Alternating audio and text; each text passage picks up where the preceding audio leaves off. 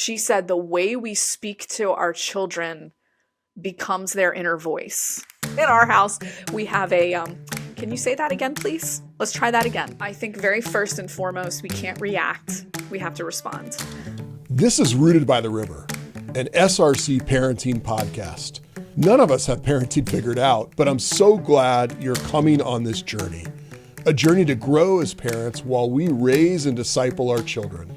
Rooted by the River is here to equip your family to root deep in the living waters of Jesus and his love. I'm John Houmes, the family pastor at Spanish River Church. Welcome to Rooted by the River. I am back for another episode with Torrey Roberts. Torrey, welcome. Thank you for having me. I'm so happy to be back. Yeah. Well, if you missed the last episode with Torrey, we talked about family membership and child individuality.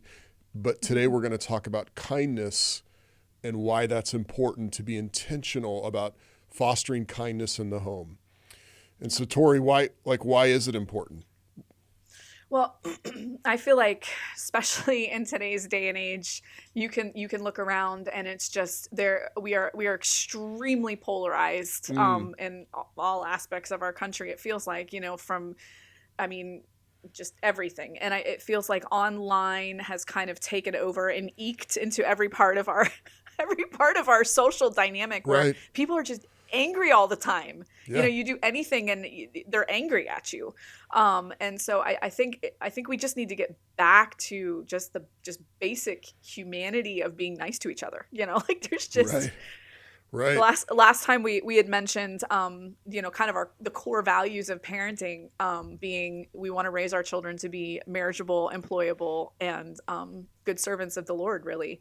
And this is a basic for marriage. This is a basic of a good employee and, member of society is being kind.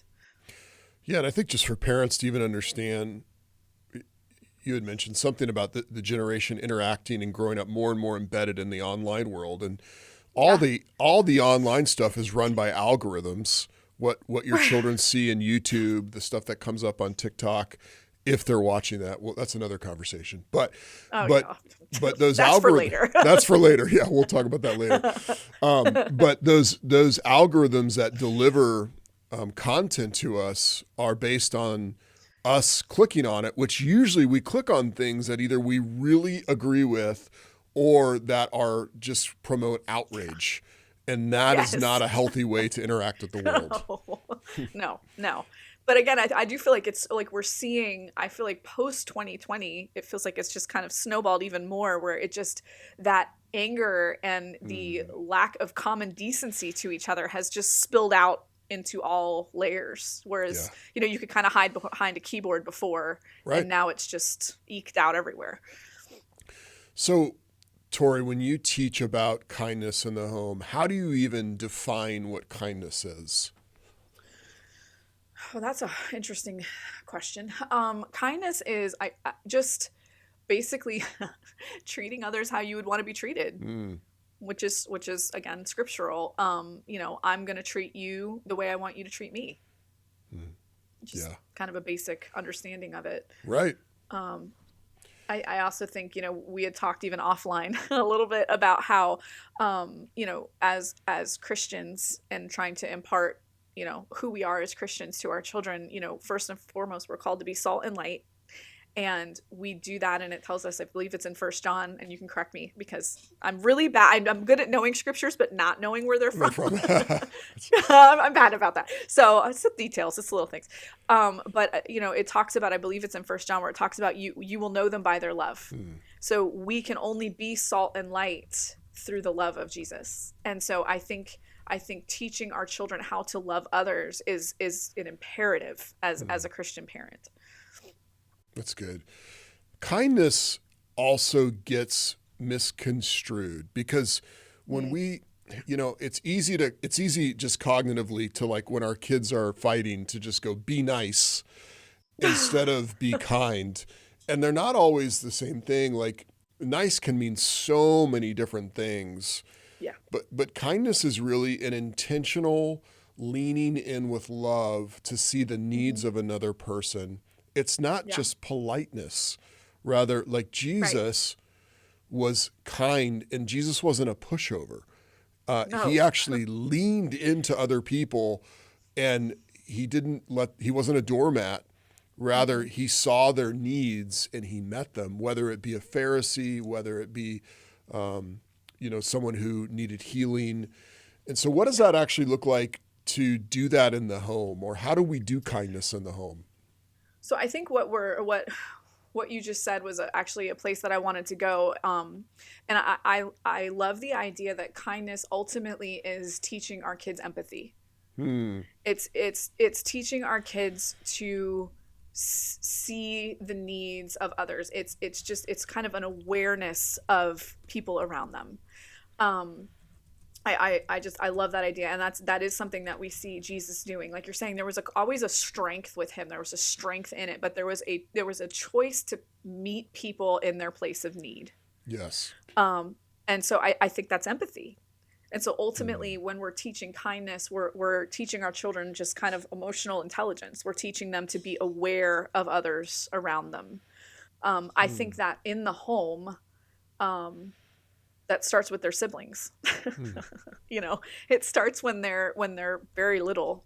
It's just teaching our children to be kind. We were laughing when my boys were small. We talked about having kind hands because Hmm.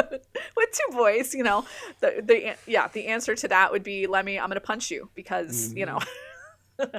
but it's just, as when you have small children, I think it starts just very, very basic of, you're not ripping that out of your brother's hands. They were playing with that. That is ultimately, with little children, that's kindness.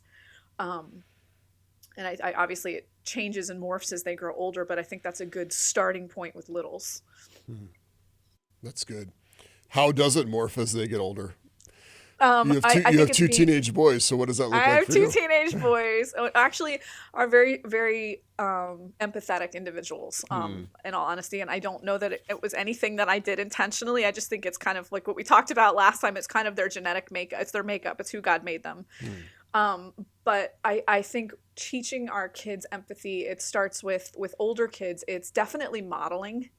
Hmm. It is how I speak to them, how I speak to my husband. I think it is, just voice tone is a very easy beginning. Hmm.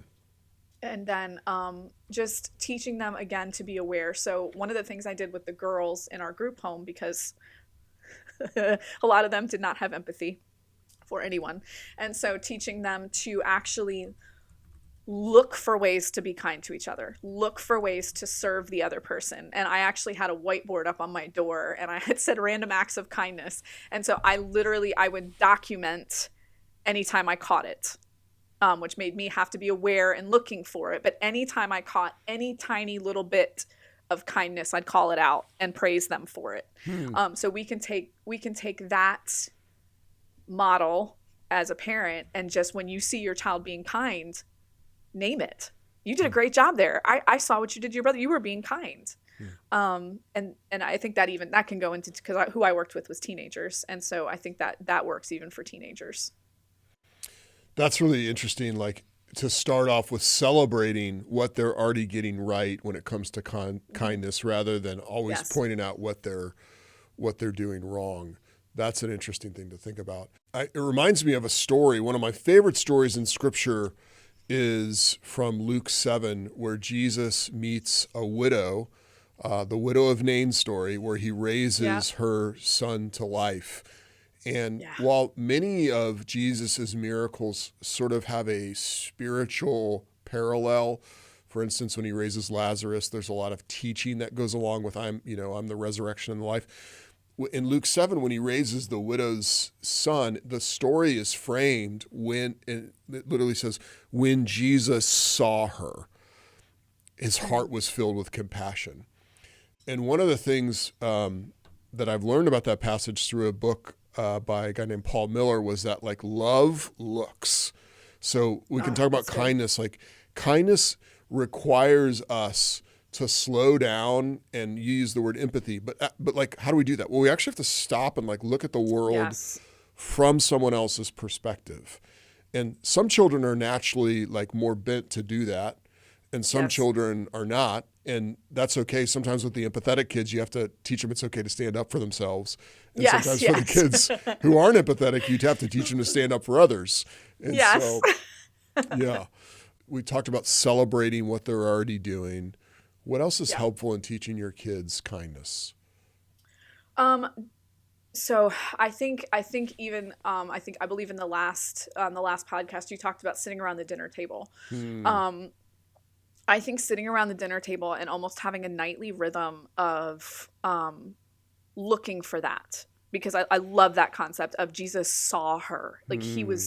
he saw the need. And I think if we can get in a nightly rhythm, or before your kids go to bed is a great time to sit and talk. So it feels like that nighttime bedtime routine seems where they're vulnerable and wanting to talk, or maybe they just want to keep you in their room. I'm not sure.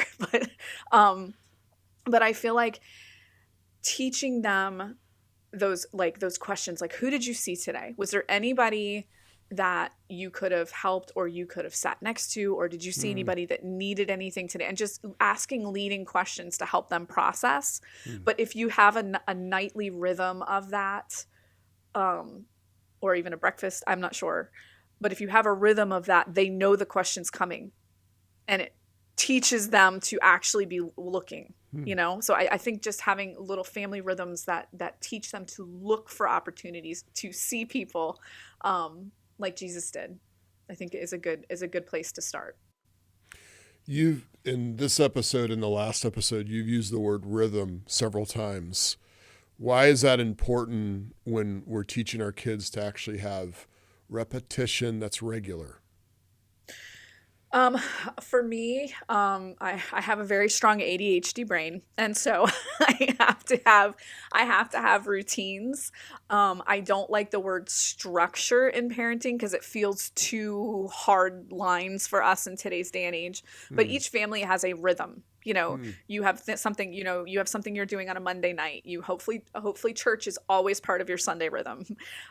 Something that you're doing on a Tuesday night, whether that's soccer practice, or like, every family has a rhythm. And I think we can be intentional with that rhythm without being rigid, like, Hmm. use what you've got to be intentional in parenting and teaching and training. So that's why I like the word rhythm better than schedule, just because it feels a little more fluid. That's one of the first things when I talk to parents about creating a parenting plan. One of the very first things we talk about is, what does that rhythm look like for your family? What is that schedule? What does that look like? So that's why I say it a lot.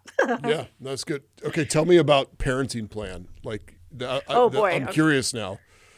Okay, that's a whole podcast, I think. I think we should come back and do Okay, that. maybe we can do that. Basically, it is the framework for, like, if we talk about the goal is to raise marriageable, employable, and servants of God. If that is our goal, the parenting plan is how we get there. It is the nuts and bolts. So it is basically the framework for parenting. That includes your rhythm, Mm-hmm. your schedule, what your family, how your family actually operates. It includes your non-negotiables, your rules. What will your family, what are your black and whites, and then how are you enforcing those rules? So it is the consequences and rewards for rule enforcement, basically. So it's just kind of the nuts and bolts and the framework for how we're teaching and training. So, connecting that with kindness, what do you recommend parents do when they witness their children being not kind or even cruel? Oh, I know, it hurts my heart. Hmm. So I think very first and foremost, we can't react. We have to respond. Okay. An emotional reaction from mom and dad would probably lead me to be unkind, Hmm. which then, I have to model kind behavior. So the very first thing personally I would do would be sit down with your child individually, away from their siblings, away from everybody else, and just have them one-on-one time, and just say, okay, this is what I observed. Like, you were the way you said that to your brother was not appropriate. Hmm. I watched his face, and you hurt him with your words. Hmm. So what's going to happen is let's reframe that. How could you have said that nicely? And it's almost a practice through it. Yeah. But then I need to let you know, if I hear you say that again, there will be a consequence involved, because it's that important. How you speak to him is that important. I think we can't immediately jump all over our kids without teaching and training them. Yeah. You know what I mean? So I think it's the practice, it's the model of, and for us in our house, we have a, can you say that again, please? Let's try that again. So we do that a lot. Even still today. Can you say that again? I think that came across a little bit more disrespectful than you meant that to come across. Often children, they're like, when you correct their tone, sometimes children can say, but I need this, or but they did that to me. Right. And it takes some intentionality to break down the difference between what they said or how they said it, or even when they said it, right? You can have you can have a need, but if you say it when I'm in the middle of a conversation with your mom, it's not the right time.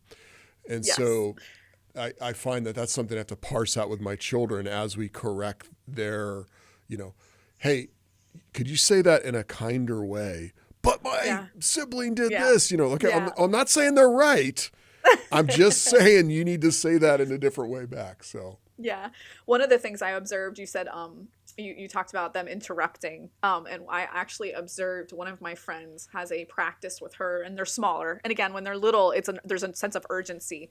And she has her children, when they need something and she's in the middle of a conversation, they come and like put their hands on her arm just to say like, I need something, but she's still within a respectful. And then she will go and put her hand on their hand. Like, I see you, let me finish, but I see you, I'm acknowledging that you're there. And I was like, what a brilliant, I wish I had thought of that, what a brilliant way of communicating to your child. I see you have a need. I'm happy to meet that need. I am in the middle of something right now, but so it was brilliant. So I think that I saw using that, because there is a sense of urgency in kids where they're, they have a need, they need you to meet that need, but they don't know how to navigate getting that need met. So, I mean, I think that still happens even in teenagers.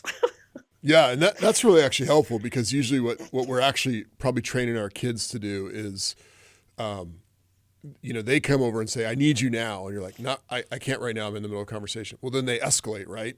And it's like, I need you now, right? And then, and then all of a sudden they learn that the only way to get the need met is by going to the triple threat level, code red. Right. So that's a really interesting, just little tidbit there. I like that. Yeah. I thought that was brilliant. I didn't think of it. I wish I had introduced that. Right. Well, hey, we're all on a parenting journey together, and it's like we gotta take what we can learn from other people. So yeah. If I think go ahead. I was gonna say, if I opened this up and just said, Torrey, you've thought a lot about kindness. What other knowledge could you share with us? I think when you talk about kindness and teaching and training your children kindness, we already talked about a rhythm. We talked about maybe using the dinner table. I think a very simple rhythm, which I feel like we've lost in today's society, is writing thank you notes. Like, it's just something silly and simple, but that's teaching gratitude. That's teaching kindness. That's an easy rhythm to get in. I think you had mentioned prayer at your dinner table last time we talked. I think praying for people and needs also can teach that empathy that we had talked about earlier. If your kids are observing other people at school and looking for other people that we can pray for as a family, that's seeing what Jesus did. Another easy thing to do as a family is serving together as a family. And there's usually all kinds of opportunities through your church to serve. We have at our church here at Ocean View, we have a cafe, we have a coffee station. And one of my favorite things is to watch a mom and her teenage son go and serve together every Sunday. So they're working together to do, it's a very simple need. You're providing people coffee, but you are still meeting a need together as a family. Yeah. Those are just simple things. I love that, because it's even just teaching, like, hey, we're going to do a whole activity. We're giving up an hour of our schedule. We're going to go to this place specifically to meet the needs of another person. And Yeah. so there's a real intentionality about that. Yeah. I also think talking about, I, f- I feel like our generation were parented with the kind of whole because I said so era. Mm-hmm. And because that they were parented that way. I mean, I think generations ago it was children were seen and not heard, and so I think we've trickled down to this generation wants to know the why. They want to know the why behind things. And I think sitting with your kids and consistently talking about this is why we do it. We do it not only because this is what God wants us to do, but we do it because that makes us be a decent human being. It goes even beyond what Jesus told us to. There's a why. And I think if you can consistently communicate to your kids the why behind a virtue, for lack of a better term, it helps them to grasp why it's important. And it then helps them to execute it. So kindness is part of the character of God. It's a fruit of the Spirit. This isn't God saying be nice. It's rather him saying represent who I am. This is part of the family culture of the kingdom of God. So represent me. And I was even listening to someone talk this morning on a YouTube video just about this passage where it says, if a soldier asks you to carry his stuff 1 mile, do it 2. And it's like, is that telling us to be a doormat? No, it's actually kindness is something that actually gives us agency in the midst of a situation, even if we don't want to be into it. We don't want to be in it. So it's actually very powerful to show kindness, especially when other people are cruel, which goes back to the whole cultural moment you were talking about when we started this episode. Yeah. It is so different in today's day and age to that idea. I love that because actually I was thinking about that too. That concept of carrying it, going the second mile, that is just so foreign. And what an amazing way to be salt and light in today's society and teach our children to go into their schools and into their culture with that idea of serving others. What a great representation of Jesus and who God is. Yeah. One of our executive pastor here, Mike Vietz, said something a couple months ago. So South Florida is not the kindest place. No. It's not. It's not the kindest place. And there's reasons for that. But he was just saying one of the things that can bring the light, the salt and light of God, is simply being kind when other people are rude. And I thought, wow, I haven't really thought about the power of it in that way. Yeah. Well, and the strength, like you had said, there is such a level of personal strength and discipline to respond with kindness when somebody is mean to you. Like that's not doormat. That is personal strength. It's because it's not something we see. Yeah. Yeah. So even as we're talking about this, just to get some categories, we're talking about being kind to those in need, but we're also talking about being kind to those who aren't nice and training our children to do both. Yeah. Torrey, what else would you give us in terms of practical applications? As we wind down here, is there any hot tips you can give us from your notes or your experience about bringing kindness into the home? I notice, and we've sort of touched on this, but I think that children really observe and observe us and watch us very carefully, and they model our behavior. And I feel like we can't say it enough. They model how we speak to each other. They deeply observe that, and there is a sense of like almost pressure as parents, but we are role modeling this. You will hear your words come out of your child's mouth. And you will also, I heard an amazing quote. I cannot remember. See, this is my brain. I can't remember who it was by. I can email it to you later. But she said the way we speak to our children becomes their inner voice. And just that is how your child will hear themselves later, I think is the point she was making. And so it is just an imperative that we communicate to our children kindly. We speak with respect to our spouse, because they will absorb and model that behavior even more than us telling them. Yeah. That's really powerful to think about. That makes me want to slow down and really think more intentionally about what I'm saying, how I'm saying it, when I'm saying it within the home.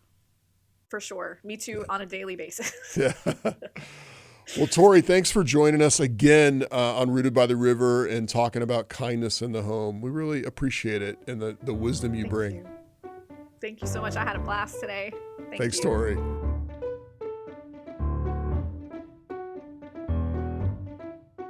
That was helpful stuff from Torrey Roberts. And before we wind down our episode, I want to give you a couple takeaways that'll help you apply this in your home.